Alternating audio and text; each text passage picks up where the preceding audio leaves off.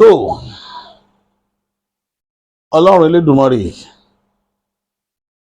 ọba tó lè kápá ọlá alágbára lórí ohun gbogbo, ọba tó lè ṣohun gbogbo, ọba jípọdọ bọjọ kúdà, ọba àjíkí, ọba àjígẹ, ọba afẹnifẹre, ọba àjùwàpẹ, agbẹnimọdẹyìn, afúnimọṣìrègún, ọba alọgọlọlá ní ìlẹyẹ, ọgbàgbà tí gbàrà àdúgbò, àbọwọgbọgbọ tí fi yọmọ ẹ nọfìn ìbà.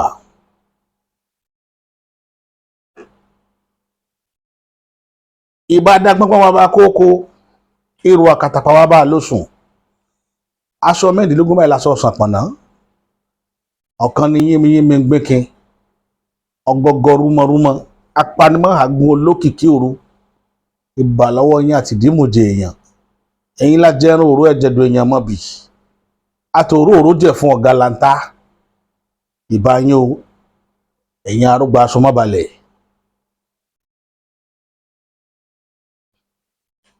láàlú ògiri òkò ó dọwọ́ rẹ o, òbẹ́lẹ́kún sokún kẹ́rù òbẹ́lẹ́kún ọba dásọ̀rọ̀ tí ò tó dá sí, ẹlẹ́kún sokún láàárọ̀ yẹn ń ṣẹ̀jẹ̀, onímọ̀ sunmi láàárọ̀ yẹn ń sùn fún ẹbọra àtijọ́ látọ̀ pa ẹ̀sùn mọ́ sí mi wọ́n ṣe ilẹ̀ Yorùbá,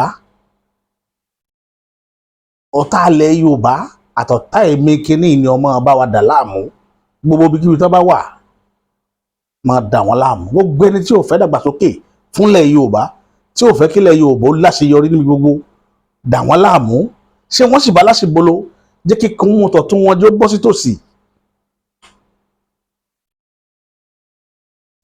nítorí pé àtogundógun bá ní tọkọ, àtogundógun bá ní tàdá, àtogundógun bá ní tìbọn.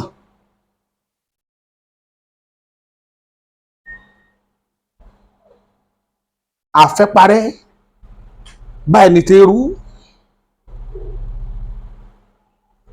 àfẹ́parẹ́ báyìí ní ti só.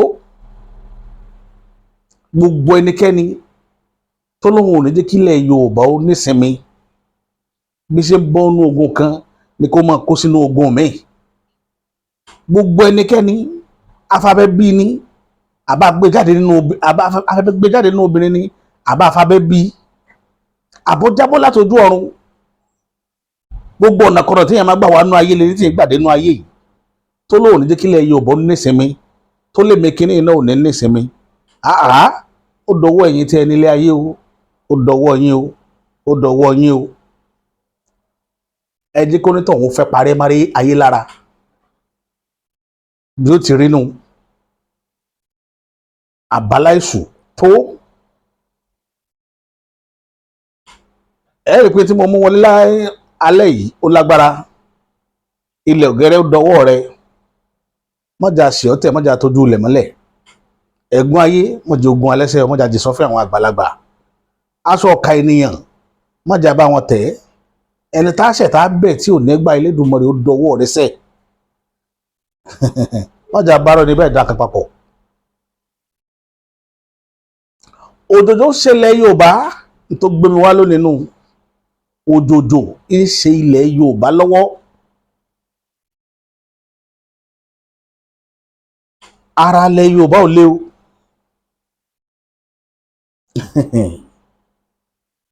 ṣe rí òdodo ọ̀rọ̀ yìí máa dàbí ìsọkúsọ ni,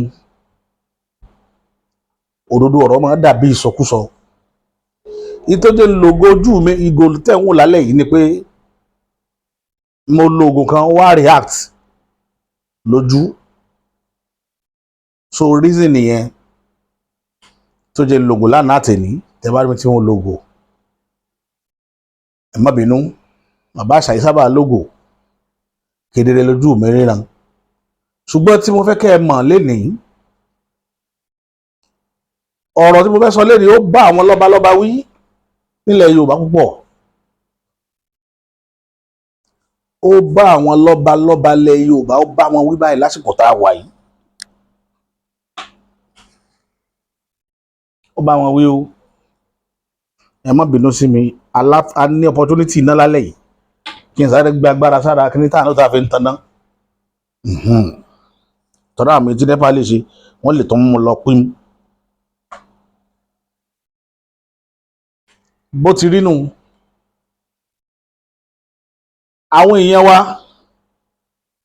lọ́tún lósì káàkiri tìbútòrò orílẹ̀-èdè ilẹ̀ Yorùbá, àwọn ọba wa ní ẹja tù kí wọ́n bá pe bàbá Bọ́lá Ahmed Tinubu wálé. Ọ̀rọ̀ kàn wọ́n, ibi tọ́rọ̀ ti kàn wọ́n màá jẹ́ ẹ mọ̀.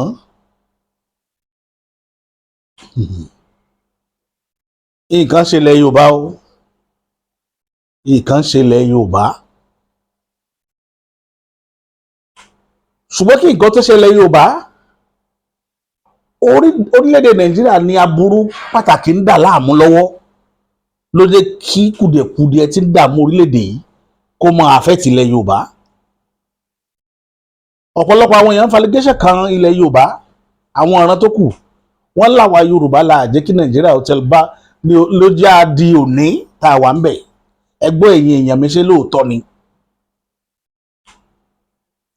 Wọ́n ní Yorùbá ló jẹ́ kílẹ̀ Yorùbá dòní, ló jẹ́ kí Nàìjíríà dòní. Olúkálùkù bá ti kẹ́kọ̀ọ́ ẹ̀ lọ́jọ́ tó ti pẹ́, ṣé lóòótọ́ ni. Wọ́n wá ní ìgbìyànjú eré táwọn ọmọ Ìgbò sá lọ́wọ́ l'Amẹ́ríkà, wípé ìjọba tó wà ń ta ń lọ ń dí wọn lọ́wọ́ lọ́hùn-ún, débi pé gbogbo káràkátà tí ń wáyé nílùú Amẹ́ríkà bó ṣe ń fowó kọ́bẹ́ bọ́ra wọn lọ́wọ́ lọ́hùn, gbogbo ẹ̀ ni wọ́n ń rí. Ẹnu mi àgò, allegedly ni o, allegedly wọ́n ní ọ̀rọ̀gùnrọ̀gùn owó dọ́là ilẹ̀ òkèrè ni wọ́n fi ń ṣòwò kọ́bẹ́ lórí ọ̀rọ̀ afẹ́kí Nàìjíríà ó dá méjì. Ìjọba náà nínú kò rí bẹ́ẹ̀, torí àwọn tó lọ fẹjọ́ sùn wípé àwọn Kìrìsìtẹ́nì ni àwọn agbésùnmọ̀mí oníjàádì mùsùlùmí ni wọ́n ń kọlù, tí ìjọba Amẹ́ríkà fi fìbínú wá sí Nàìjíríà wá ju àdó olóró lóṣù bíi méjì sẹ́yìn, lóṣù kan sẹ́yìn sọ́rí, ó ṣe ìpóṣù kan lọ ní ìpóṣù gangan tán ní December 25. Àwọn èèyàn wá wò pé tọ́rọ̀ bá rí báyìí, àwọn ará abẹ́tẹ̀ ní wọ́n ṣe yìí, ẹ̀yin lẹ jẹ́ a mọ̀ pé àwa ò sí láyé, àwa tá a dó yìí àìtí ìdáyé nígbà tí wọ́n ja ogun abẹ́lé pẹ̀lú orílẹ̀-èdè Nàìjíríà. Irú èmi tí mo dúró bàbá àṣà, mi ò sí láyé gbà wọ́n jagun Biafra. After war lèmi délé ayé. Ṣùgbọ́n kí nìdí tí wọ́n fi jagun yẹn tó bá yẹn táwa wá rí àkọsílẹ̀ tí General Gowon kọ, olórí orílẹ̀-èdè Nàìjíríà ń gbà yẹn, wípé kì í ṣe pé Nàìjíríà win ní Biafra o, ṣùgbọ́n Ọlọ́run kan bá wa kó ẹ̀tù sí wọn nínú. Làwa wá ṣèwádìí pé kí nìdí tí Gowon fi sọrú statement yìí, wípé kì í ṣe pé orílẹ̀-èdè yìí win ní Biafra. Ṣé pé agbára Biafra ká Nàìjíríà? Àwọn tó sojú wọn ròyìn wọn fi tì, wọ́n ní kí section kan nínú orílẹ̀-èdè, nínú section bíi 6 tí ń bẹ lórílẹ̀-èdè kán dẹ̀ dára wọn lójú débi pé wọ́n fèsì section 5 tó kù. Nígbà yẹn 3 ni, section kan fèsì section 2. Wọ́n dẹ̀ dára wọn lójú débẹ̀, wọ́n dẹ̀ ja ogun yẹn fún dídí ọdún 3. Pé sẹ́ni pé kì í ṣogun wọn ni, àwọn bàbá ti wá pàtàn yẹn fún wa. Torí bàbá tó bí èmi wà nú àwọn tó wa owó náírà lọ sí Calabar nígbà tí ò sí owó tí wọ́n fẹ́ ná mọ́ ní Central Bank Calabar. Bàbá tèmi wa náírà pẹ̀lú mọ́tò àwọn Black Maria tí wọ́n fi ń gbowó, àwọn mọ́tò tí wọ́n fi ń move owó. Bàbá tèmi wà lọ sí Calabar láti lọ fi drop owó náírà fún wọn nígbà tó gun sẹ́tù tán. A wá gbọ́ káàkiri bẹ́ẹ̀ wípé ọwọ́ wọn ran Yorùbá, ó ran Nàìjíríà tó tọ́ o, pé tí ìbá sọ pé lọ pé àwọn báyìí ló jẹ́ kí kinní yẹn ó wálẹ̀, pé bí bẹ́ẹ̀ kọ́ àdí ò bá dà sí. A tún ṣèwádìí, wọ́n jẹ́ àmọ̀ pé àwọn èèyàn kan bẹ nílẹ̀ òkèrè tí àwọn ará abẹ́ fẹ̀yìntì nígbà yẹn tó solùgbèjà wọn, ló jẹ́ kí kogun yẹn ó wáyé ní kíkan kan báyẹn. ṣùgbọ́n ibẹ̀ yẹn gangan kọ́ là ń lọ. Ìbéèrè tèmi lónìí,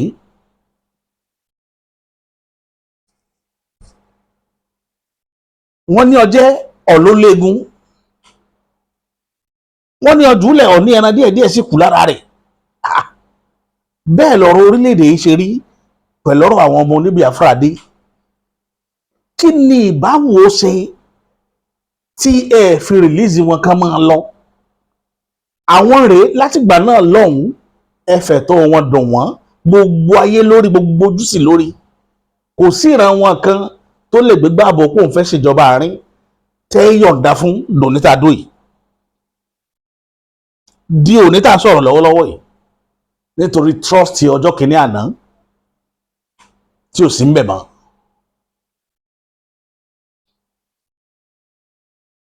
Wọ́n wá ń da rìbàrìbà yẹn lu Yorùbá lójoojúmọ́ láwọn ọ̀ràn yẹn pé àwa la ṣokùnfà àìlò àwọn, torí tó bá jẹ́ pé àwọn àtàrà abé ni wọn ò bí wọn rí, wọn ò lè dá wọn mú. Òótọ́ sì ni, tí ẹ bá sí láyé ní 1953, tẹ́ ẹ bá gbọ́ ìtàn ní 1953 Kano riot, ẹ lọ wo ohun tó ṣẹlẹ̀. Wọ́n mú nǹkan lẹ̀ láàrin ara wọn, ayé sì mọ̀, despite pé ìlú orí ìlú náà wà, wọ́n máa ń rẹ́dì dọ́ládọ́lá nínú ìrìn àjò ayé wọn. Bóòtọ́ ọmọ aládé ti wá jẹ́, ìṣòro wo ni ìṣòro ọmọ aládé? Àwa ayé wa ò lọ́wájú kò sí lẹ́yìn, àwa ni wọ́n fẹ́ rin gbogbo ìrìn àjò yìí. Tí wàhálà bá dé láàrin àwọn aráabé àtàwọn Biafra, àwọn aráabé ò wá ké sáwa pé àwa sọ̀pọ́tì àwọn, á lọ sọ̀pọ́tì wọn. Tí wàhálà bá dé táwọn ará òkè ọ̀hún bá fẹ́ yan àwa tá a dúró ìjẹ tá a bá gbà, wọ́n wá lọ ké sáwọn aráabé, àwọn yẹn náà sọ̀pọ́tì wọn láti against wa. Ta ni wọ́n ń tanra rẹ̀? Ibi tórúkọ wa ti jẹ jáde nìyẹn, táláwa la àjẹ́ kí àwọn ó ti lọ. Nítorí pé àwa ò mọ táwa fẹ́ ṣe, ìtumọ̀ rẹ̀ nu. Alatan lòdì, tábàlẹ̀ yẹn alatan lòdì. Bí gbèyàn bá dúró tí mo pé àmọ́ bóyá òkè yìí ló dáa àbí sàlẹ̀ yìí ni ká dúró sí tí wọ́n á ṣe báyìí. Bí Yorùbá ti rí nù nínú ìrìn àjò tó wà ń ta lọ́wọ́lọ́wọ́. Gbogbo ọ̀rọ̀ tí mo sọ láti ẹ̀ka àsámọ́ ni o, àsámọ̀. Ṣùgbọ́n bí tí mo ń lọ ẹ̀ẹ́rì ní ìsìn nígbà bá débẹ̀. Kí ni mo fẹ́ fàyọ? Ẹ wá lọ wo ìrìn àjò àwọn ọmọ Ìgbò. Ìjọba orílẹ̀-èdè ò fún wọn ní chance àti ṣèjọba nítorí àìnígbàgbọ́ nínú wọn mọ́. A sì jẹ́ kí wọ́n ó lọ. Wọ́n wá fún àwa ní opportunity lẹ́ẹ̀kan. Torí ìgbà tí bàbá Bọ́sájọ́ wà ní gọ́ọ̀mẹ̀ntì, ìjọba arọ́ wọn sí. Wọ́n fi ìjọba yẹn ṣèjọba àrọ́ǹdà nítorí pé wọ́n ti gbẹ̀mí MKO Abiola. Ó ná fi àláò Ọbásanjọ́ kó wọlé. Lẹ́yìn ìgbà náà wọn ò fẹ́ kíran Yorùbá gòkè mọ́. Ẹ lọ wo reaction bàbá Buhari nígbà tí Tinubu ń bọ̀ láti primary. Kó tó rí jọ primary. Ẹ wo body language Buhari, ṣé bàbá Bọ́lá Ahmed Tinubu? Torí ẹ̀ lọ̀rọ̀ ṣe ń ká mi lára dọ̀la. Tẹ́ bá rí mi tí mo bá ń fèsì bàbá Bọ́lá Ahmed Tinubu ní gbogbo gbà, etí ń dùn èmi nù nípa wọn. Ẹ ti gbàgbé pé ọ̀tá àyà yín, ọ̀tá yín ni. Ẹni tí ò fẹ́ imí yín rí látàn, ìmí bàbá yín rí látàn, ọ̀tá yín ni. Gbogbo ẹnikẹ́ni tó bá ti gbógun já ìran èèyàn rí, kò sí rúure tẹ́lẹ̀ wọ́n máa ṣe, ẹ gbọ́dọ̀ máa ṣọ́ra pẹ̀lú wọn ní 24/7. Òun ló gbèrú ara ìwà pé a ní dákẹ́sẹ́, tó bá wù yẹn ìyẹn dákẹ́ nítorí ọ̀la ká lè bá rẹ̀ nù ká sọ̀rọ̀ nílẹ̀ Yorùbá. Mi ì fẹ́ kí gbogbo ìrìn àjò tí Yorùbá ń rìn lórí ilẹ̀ òkè ìpẹ́ Nàìjíríà yìí ká pasán. Mi ì fẹ́ kí wọ́n fi wá tó igi náà Nàìjíríà. Ìdí tó jẹ́ kí n máa jáde gbogbo ìgbà lórí ọ̀rọ̀ eré o. Torí tá à ń rí ò dẹrùn. Ní tí bẹ́ńtà tí wọ́n ń kúkú lọ́wọ́, ó gbóná kọjá tá à ń wò nulẹ̀. ibi tá à ń fọkàn sí kò rí bẹ́ẹ̀, ibi tá à ń fọkàn sí kò rí bẹ́ẹ̀ o. Ẹ bèrè dáadáa ẹ̀yin lọ́balọ́ba, ibi tọ́rọ̀ yẹn ti kàn yín rèé tí mo fi ní gbogbo tolórí tẹlẹ́mù ilẹ̀ Yorùbá gbọ́dọ̀ péjọ àpérò ńlá. A nídìí kẹ́yìn ọba kẹ́ speak up báyìí lásìkò tá a wà yìí. Ẹ̀yin bá ti bàbá Bọ́lá Ahmed Tinubu wálé ẹlẹ́fẹ́ bá sọ̀rọ̀ kẹ́tẹ́ tẹsẹ̀ bọ́nú agbámi ìbò ní 2027 pẹ̀lú anybody, ìbá ṣe Tinubu ni ìbá ṣe ọmọ mọ́là náà ni. Ẹ pé Tinubu wálé kẹ́ bá sòdodo ọ̀rọ̀, ẹ béèrè ìbéèrè méjì kan lọ́wọ́ rẹ̀, ìbéèrè méjì ńláńlá méjì ní kẹ́ béèrè lọ́wọ́ rẹ̀. Gbogbo wàhálà tá à ń ṣe yìí kí ni ó jẹ́ ìpín Yorùbá lọ́jọ́ iwájú? Kí ni ó jẹ́ ìpín Yorùbá tí ò bá ti rí nǹkan kan sọ? Bàbá ẹ̀yin náà wá ṣàdéhùn fún wípé ẹ ní dìbò asán ní 2027, ẹ fẹ́ Yorùbá state, ẹ demand ẹ lọ́wọ́ ẹ̀ kó lọ wá wá.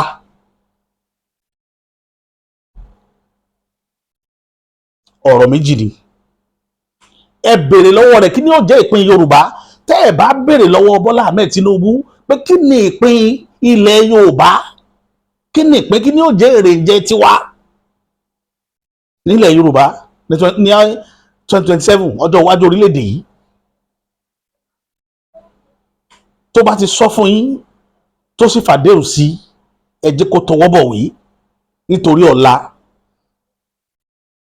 Ẹ jẹ́ kí Tinubu tọwọ́ bọ̀wé pẹ̀lú yín wípé kò ní í ṣéwu nínú orílẹ̀-èdè Nàìjíríà tó fẹ́ ti ń kó yín sí gbogbo ìgbà, tó fẹ́ kẹ́ ẹ máa nígbàgbọ́ pọ́ọ̀lá Nàìjíríà ó dáa.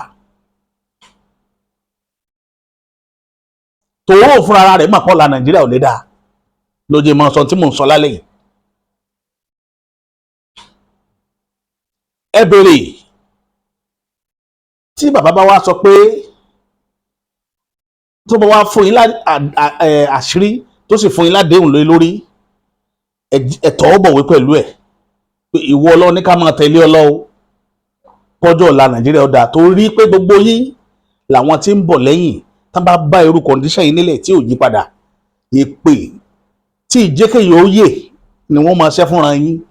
Àádẹ́ jẹ́ kí gbogbo orúkọ yín pátá ẹ̀yin tẹ́ wà tẹ́jọba tẹ́ wà nílẹ̀ Yorùbá lónìí dórí ọba Ìjẹ̀bú tó ti lọ àtẹlẹ́ tí ń bọ̀ láàṣẹ ìwé kalẹ̀ wípé àwọn tí wọ́n gbàbọ̀dé fúnlẹ̀ Yorùbá rèé lásìkò báyìí. Ṣé báwọn kan ló jẹ́ ká mọ ìtàn lórí ọ̀rọ̀ Aólẹ̀? Ṣé gbogbo èèyàn tó wà nílẹ̀ Yorùbá lónìí ní ṣàdúrà fáólẹ̀ àtàwọn ará Aólẹ̀? Ṣé bí tàn la gbọ́ lórí tàwọn Aláàfin Ọ̀yọ́ níbi wọ́n balẹ̀ Yorùbá jẹ́ dé? Ìtàn ọ̀hún ló mọ àwọn ará Ìbàdàn dìde lónìí sálàáfin tòní. Irú ìtàn yìí la fẹ́ ká máa kọ. Ìwọ tó o bá ti tàpá sí ilẹ̀ Yorùbá, tó kọ ọjọ́ ọ̀la ilẹ̀ Yorùbá, tó kọ ìyàn rẹ̀ kéré, ìran rẹ̀ tójú Aláàfin Ọ̀wọ́ adé tòní ń rí lójú ìran yín ó máa rí. Ẹ̀san ní ń ké lórí àwọn adẹ́tẹ̀ ń wò. Àwọn bàbá wọn ti fọlá jiyọ̀.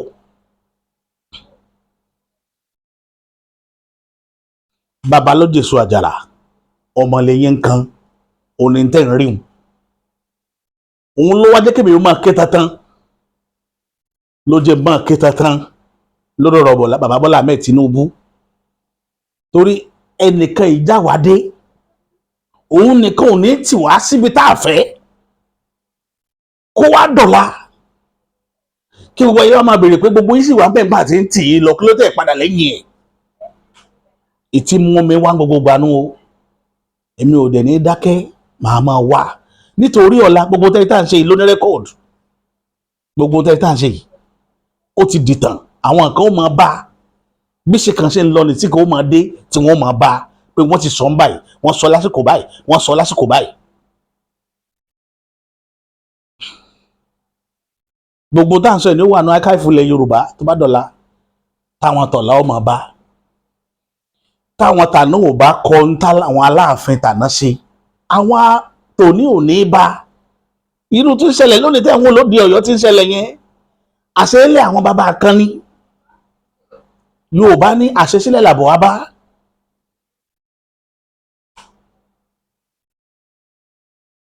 ìyàwó àbúrò di mẹ́rin wọ́n ní ká fi sùúrù wá tẹ̀gbọ́n ẹ gbọ́ sódà bẹ́ẹ̀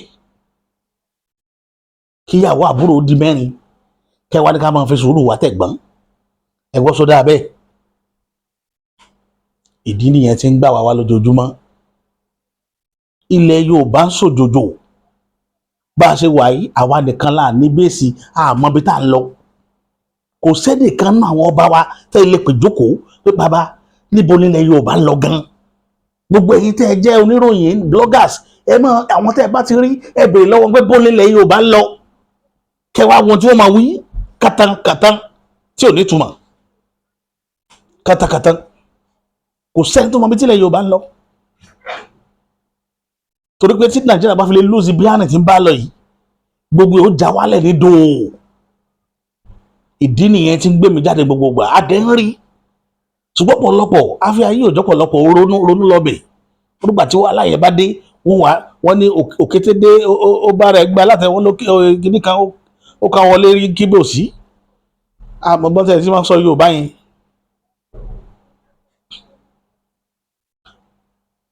èmi ò ní sọ jù báyìí lọ lórí ìlànà yẹn ẹ̀yin ènìyàn mi àkókò tá a wà yìí ẹ jẹ́ àmójútọ́rọ̀ ilẹ̀ Yorùbá o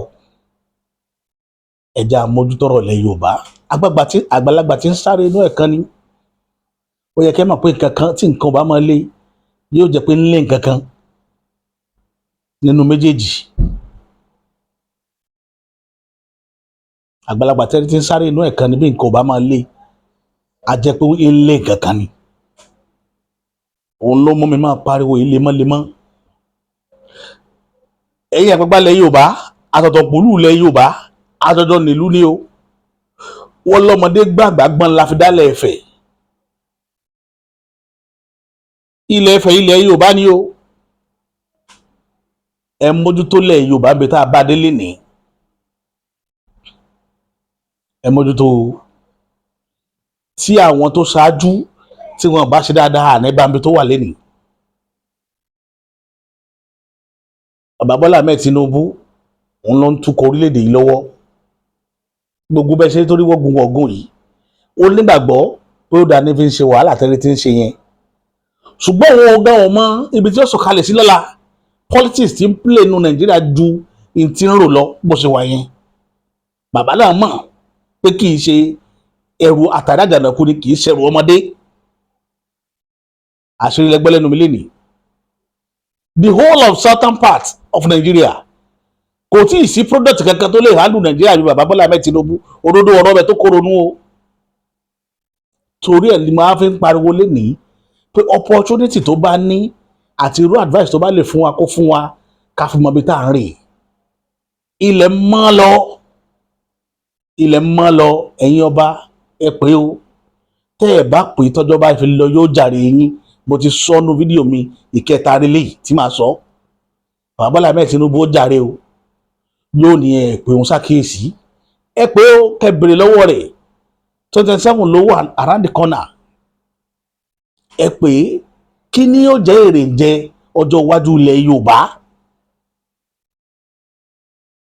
kí ni yóò jẹ́ èrè ń jẹ tó bá ní ká continue pẹ̀lú orílẹ̀-èdè táwọn wò yìí kí ni yóò jẹ́ èrè ń jẹ ẹ pé bàbá Bọ́lá Ahmed Tinubu ṣàkíyèsí ọ̀rọ̀ tí mò ń sọ yìí tó bá wá fún yín lámìdánilójú gbogbo kan gbogbo apátẹ́ bá ní ni ẹ fi tẹ̀lé mo yọ̀ǹda fún yín lénìí ṣùgbọ́n tí bá ń wà wá wí tí ò rí nǹkan kan tó jẹ́ níwùsọ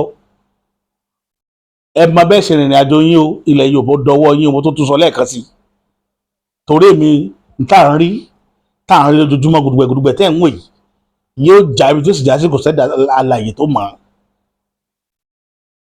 gbẹ̀mẹ́nu màá fún yín fídíò kékeré kan kẹwọn analysis táwọn ọmọ mọ́là kan ṣe lórí ọ̀rọ̀ pé wọ́n ní tí Bọ́lá Ahmed Tinubu tó bá fi lè drop Kasim Shettima ẹ máa wo halẹ̀ ṣùgbọ́n tá ẹ bá rí mọ́là tí bá ń halẹ̀ ọ̀pọ̀lọpọ̀ ẹ̀yin tẹ́ ẹ jágbàlagbà lẹ̀ Yorùbá bí tẹ́ ẹ ti gọ́ nìyẹn ẹ máa expect ògúnnágbòǹgbò lọ́dọ̀ wọn kó sọ̀rọ̀ ṣùgbọ́n akúwárápá ọ̀dọ̀ wọn tí bá ń sọ̀rọ̀ ẹ gbà pé ọ̀rọ̀ tí ń sọ òde ọ̀run ní ti ń sọ̀kalẹ̀ àṣírí ibẹ̀ lẹ́gbọ́lé nìyẹn ẹ bá fídíò yẹn lọ.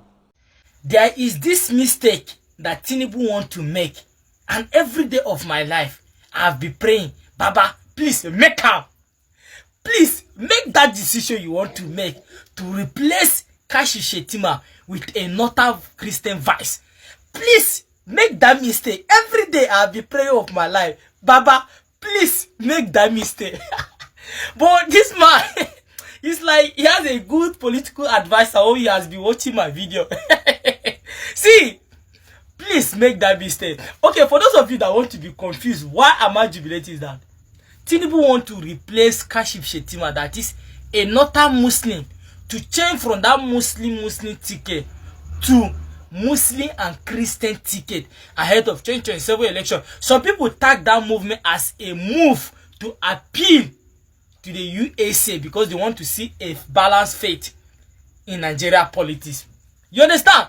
But the truth remains clear is that, you see, the names emerge are Bishop Kuka, Honorable Dogara, and Musa, the present Minister of Defense.